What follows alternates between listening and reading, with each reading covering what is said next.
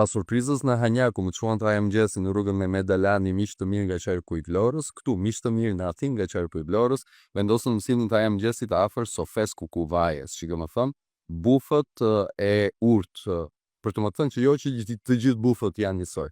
Dhe me të vërtet, mua më vjen keq që për herë të parë po e provoj se zë me thënë buf,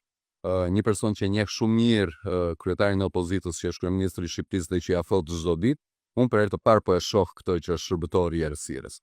Duke u bashkuar me kënetën e nacionalizmit folklorik grek, që një ish presidenti dhe një ish kryeministri nuk i shkon, që kërkon që të rikthehet në pushtet si një pjesë e errësirës shqiptaro-grek. Unë jam krenar që i kam shërbyer vendit tim dhe që po i shërbej vendit tim, që i shërbej dhe marrëdhënieve të mira shqiptaro-greke që s'mund të jenë në kuadër të uljes së pantallonave ndaj çdo kërkese të nacionalizmit ekstrem grek, por duhet të jenë në kuadër të bashkëpunimit të mirë mes dy kombeve dhe 11 maj,